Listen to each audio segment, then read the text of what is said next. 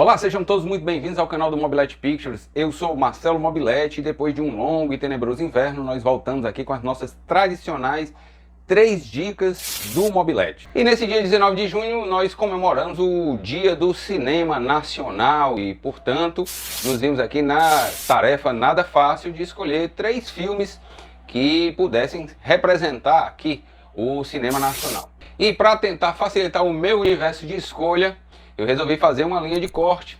Escolhi, dentro das inúmeras obras que compõem o cinema nacional, aquelas que foram reconhecidas internacionalmente, mais que isso, obras que chegaram a ganhar alguma indicação na premiação mais prestigiada do cinema internacional, que é o Oscar. Eu sei que pode parecer um grande paradoxo usar o Oscar, que é uma premiação gringa, para falar do cinema nacional, mas queiramos ou não, ainda é a premiação de maior prestígio no planeta Terra no que diz respeito à premiação do Oscar, e nós temos aí uma certa obsessão por conseguir essa estatueta. Nossos vizinhos aqui, argentinos, já conseguiram 2 vezes a estatueta de melhor filme estrangeiro. Nossos irmãos chilenos também já conseguiram a sua estatueta, e a gente segue na peleja com obras que batem na trave, que são injustiçadas e estarão aqui neste programa. E aí, sem mais demoras, fica aí com a gente porque está começando mais um programa do Mobilete, 3 dicas de filmes brasileiros que foram indicados ao Oscar.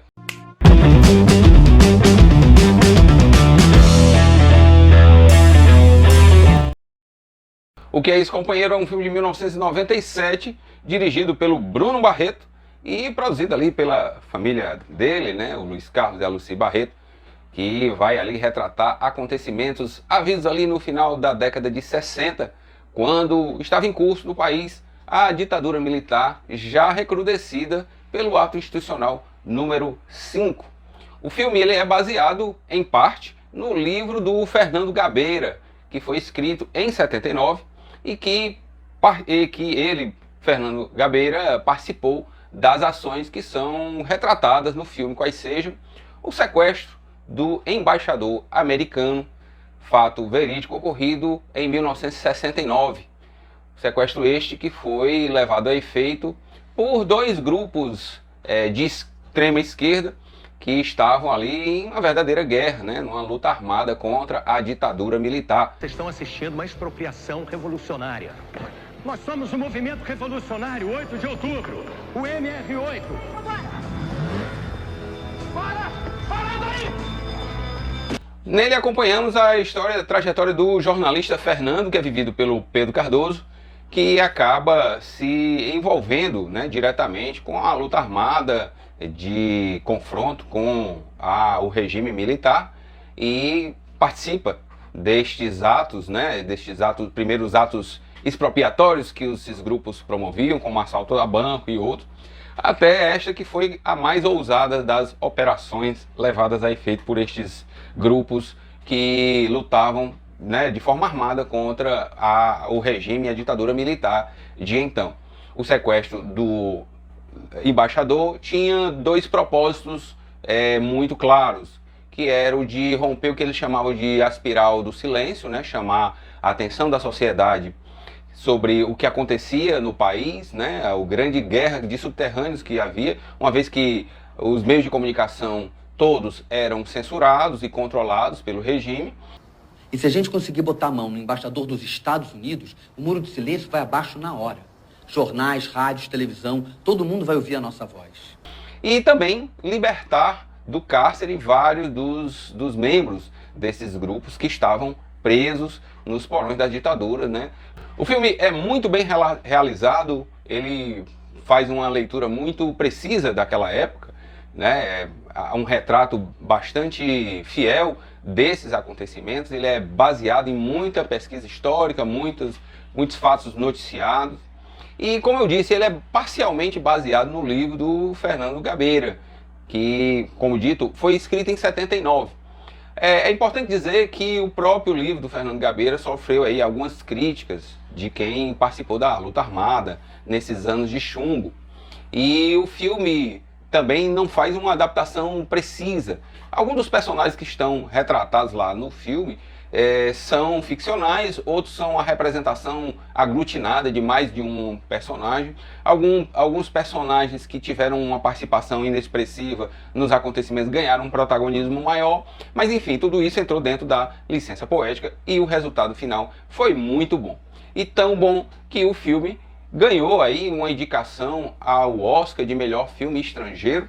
Ele concorreu para a estatueta na categoria de filme estrangeiro, filme falado em língua não inglesa, e com o título 4 Days in September, né? 4 dias em setembro, que foi o título que ele ganhou no mercado internacional, uma vez que talvez os gringos lá não conseguissem entender em toda a sua inteireza a expressão "o que é isso, companheiro?". Se você quiser entender um pouco mais sobre esse momento histórico importante da nossa história recente, e em especial sobre a libertação desses prisioneiros, né, devido a este ato de extremado aí desses grupos, existe um documentário que é esse documentário aqui, que retrata muito bem esses acontecimentos de uma forma mais documental, com menos ficção, e que você vai ver lá muita coisa interessante, que depois viria a fazer parte do cenário político nacional, está envolvido direto ou indiretamente com esses acontecimentos, né? O próprio José Disseu, que fez parte aí do governo Lula, foi um dos presos políticos libertados nesta operação. O que é isso, companheiro? Você encontra nesses canais de streaming aqui. Ele faz parte também aí do catálogo de filmes do Canal Brasil, e você vai também encontrá-lo até com uma imagenzinha bacana, completinho lá no YouTube. Então fica aí como dica do Mobilete.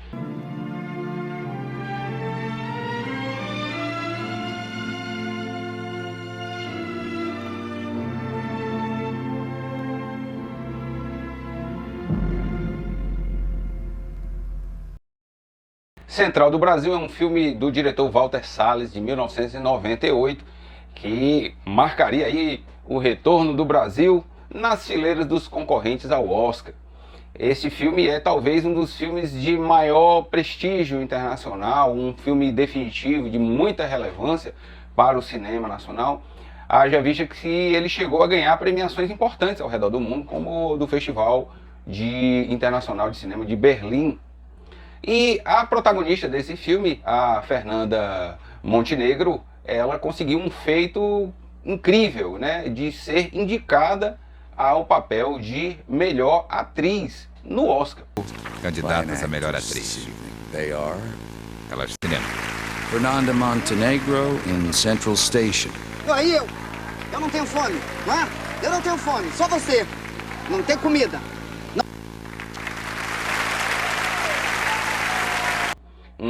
Foi a primeira vez que uma latina, interpretando um filme que é falado em outra língua que não o inglês, concorria nesta que é uma das categorias mais importantes do cinema, né? A categoria de melhor atriz, concorrendo ao lado de grandes feras do cinema internacional. E o mais importante, apesar da Fernanda Montenegro não ter levado a estatueta naquele ano, existe um certo consenso de que a vencedora, que foi a Gwyneth Paltrow, não estava à altura da premiação, e ela mesma é ainda hoje apontada por grandes atrizes como a Glenn Close como a real merecedora de ter levado aquele Oscar. I remember the year Gwyneth Paltrow won over that incredible actress who was in Central Station. I thought, what? You know, it's like, you know, it doesn't make sense. Mas para além do talento extraordinário da nossa grande musa, deusa do cinema, do teatro, da TV, Fernanda Montenegro, o filme é sensacional. Nele acompanhamos a história de Dora, que é uma mulher que vive na Central do Brasil a escrever cartas para pessoas analfabetas que desejam se corresponder com seus parentes em outros lugares do país. Dora cobra uma pequena quantia para fazer a escrita e a postagem das cartas que as pessoas vão ditando para ela na ocasião. E numa dessas ocasiões, Dora se depara com Josué, que é um menino que perdeu a mãe em um atropelamento e que deseja ardentemente voltar ao Nordeste para encontrar os seus pais. E aí o filme começa aí uma espécie de road movie, em que Dora, preocupada com o destino do Josué, se junta a ele nessa aventura para tentar encontrar os seus pais no Nordeste. É um filme belíssimo, extremamente bem realizado, bonito, gostoso de assistir e que traduz o que há de melhor no nosso cinema. O grande azar da Central do Brasil é ter deparado na premiação com outro concorrente de peso, que foi nada mais nada menos que A Vida é Bela, um filme italiano belíssimo e que acabou levando a estatueta. Se havia ali entre os concorrentes alguém que de fato concorria em importância e em relevo na premiação, esse filme certamente seria A Vida é Bela. Mas de todo modo, ficou muito claro a capacidade do brasileiro de fazer obras autorais muito importantes com o nosso DNA, com a nossa característica. É um filme extraordinário, obrigatório na lista de qualquer cinéfilo e é considerado até hoje um dos filmes mais importantes do cinema nacional. Fica aí como dica do Mobilete. Ele vai voltar. Vai voltar nunca. Um dia ele volta.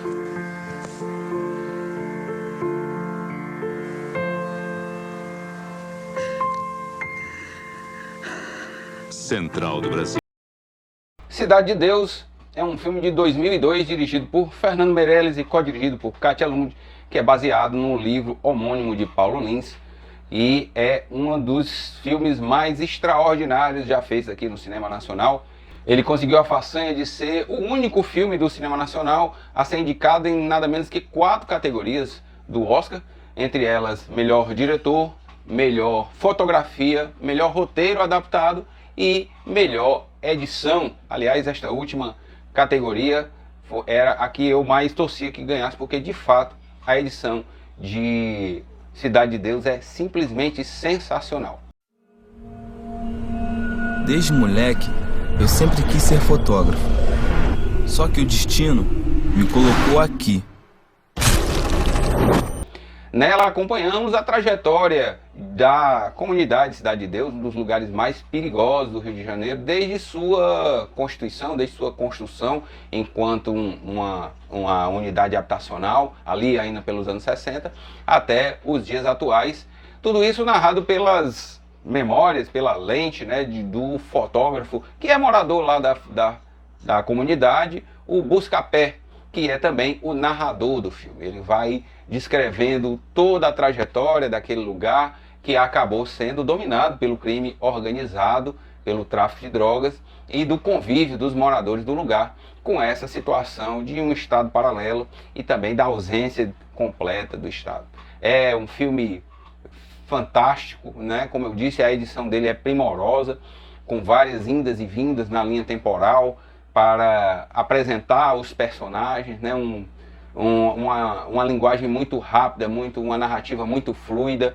O filme não deixa a dever em absoluta nenhuma outra obra do cinema mundial e foi uma grande pena não ter realmente recebido nenhuma das premiações ao quais concorreu no Oscar, e é curioso que não tenha também concorrido na categoria de melhor filme estrangeiro. Meu nome é Zé Pequeno, porra! O Zé Pequeno sempre quis ser o dono da Cidade de Deus. O filme catapultou aos estrelato internacional o Fernando Meirelles, que passou a ser convidado para obras com grandes atores. Ele que recentemente fez aí o filme Dois Papas, e ele usou um artifício muito interessante de usar atores pouco conhecidos, ao mesmo tempo em que colocou no elenco atores consagrados como Matheus Nastergalli, Alice Braga e o Seu Jorge em papéis menores. Os protagonistas do filme não eram conhecidos, só eram jovens que não eram conhecidos do grande público.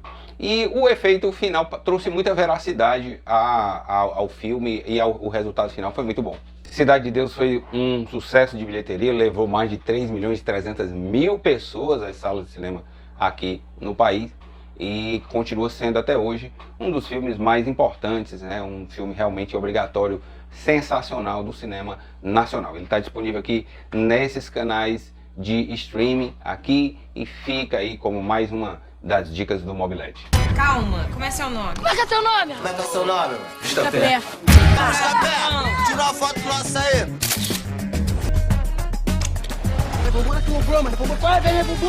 Se você trouxer essas fotos, a gente compra.